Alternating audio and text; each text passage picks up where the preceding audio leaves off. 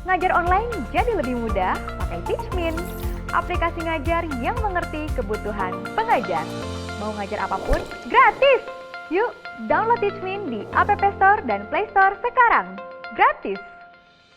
Ya, tentu saja hal ini mendatangkan pro kontra ya bagi Bapak Ibu yang mungkin menonton video ini. Satu sisi mungkin merasa pro karena tentu saja dengan pembatalan itu akan mempercepat proses penetapan NIP 3K Bapak Ibu.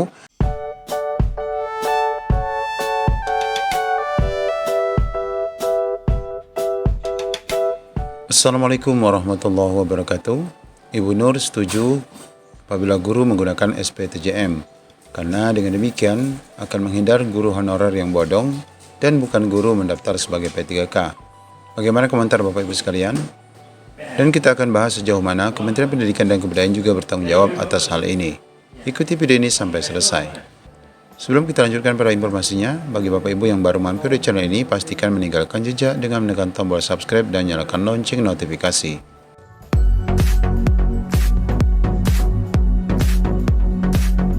Ya, informasi kali ini berkaitan dengan komentar dari Ibu Nur yang merasa was-was bahwa penetapan NIP 3K yang dilakukan pada guru tanpa SPTJM bisa memuluskan honorer yang bodong. Apa yang dimaksud beliau honorer bodong?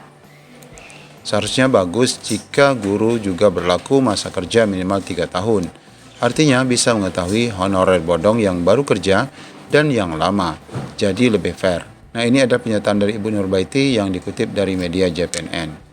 Ketua Forum Honorer K2 DKI Jakarta Nurbaiti mengaku bingung dengan kebijakan Badan Kepegawaian Negara. BKN tiba-tiba meniadakan surat pernyataan tanggung jawab mutlak atau SPTJM masa kerja minimal 3 tahun untuk peserta guru dalam waktu tidak sampai sebulan. Pada tanggal 14 Februari 2022, BKN mewajibkan SPTJM masa kerja. Tetapi pada tanggal 7 Maret, kebijakan tersebut hanya diberlakukan untuk P3K non-guru. Ya, saya rasa kita semua bisa menilai Bapak Ibu ya, apakah memang sepantasnya SPTJM itu ditujukan juga untuk guru. Namun kita teruskan Bapak Ibu.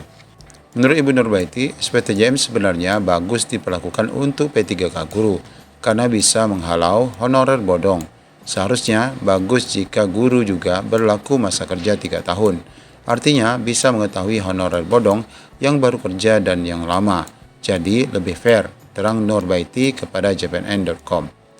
Di sini dia juga merasakan aneh kalau hanya P3K non-guru yang diminta SPTJM. Padahal saat rekrutmen paling banyak bermasalah adalah P3K guru. Ini karena data pokok pendidikan atau Dapodik tidak diverifikasi dan divalidasi terlebih dahulu. Ya, kita mengetahui adanya kebocoran yang terjadi pada Dapodik Bapak Ibu ya, karena nanti kita akan lihat beberapa peserta yang akhirnya lolos pada seleksi P3K tahun 2021 yang lalu. Meskipun status aslinya bukan guru.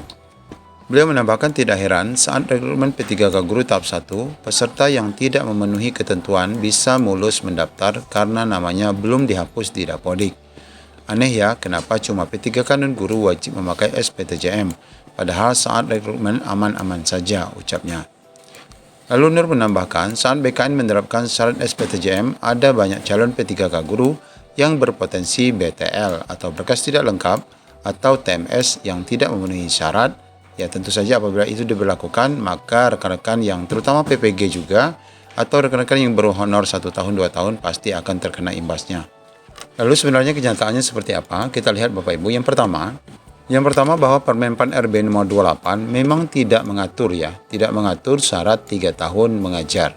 Jadi intinya Bu Nurbaiti juga harusnya mengetahui hal ini, bahwa tidak ada pengaturan dalam Permen Pan RB nomor 28 yang mengatur tentang syarat 3 tahun bagi guru. Lalu yang kedua yang perlu kita pahami adalah dalam surat BKN tertanggal 14 Februari itu menggunakan Kemenpan RB nomor 981 ya, 981 tahun 2021. Bukan menggunakan Permen 28. Dan ini diperuntukkan untuk non-guru ya, untuk non-guru. Dan harusnya ini juga dipahami oleh kita semua. Kemudian yang ketiga, memang ada tenaga kependidikan yang mendaftar dan lulus seleksi. Karena memang di dalam Dapodik masih terdata sebagai guru. Kenyataan yang terjadi adalah tenaga kependidikan atau tendik yang mendaftar dan lulus seleksi itu ada. Karena di Dapodik mereka masih terdata sebagai guru.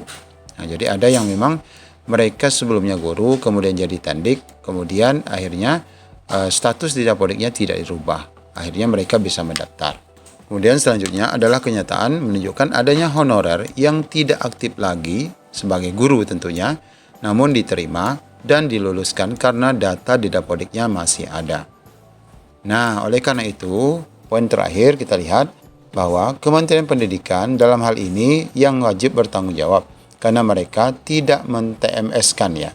Karena seharusnya mereka ini TMS nih. Nih, mereka yang tidak memenuhi syarat jadi guru, harusnya ini men-TMS peserta yang dinyatakan lolos. Meskipun pada saat itu sudah ada laporan-laporan yang masuk kepada Kementerian Pendidikan. Namun sampai saat ini tidak ada progres dan akhirnya mereka sudah dinyatakan lolos.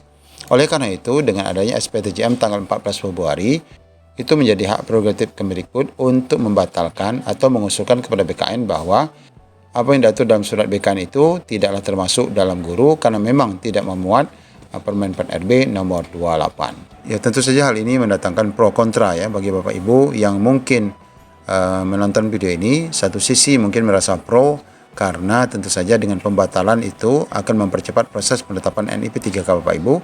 Dan barangkali Bapak Ibu masuk dalam kategori yang tidak memenuhi syarat 3 tahun 5 tahun yang akhirnya lolos ataupun selamat dari jebakan BKN.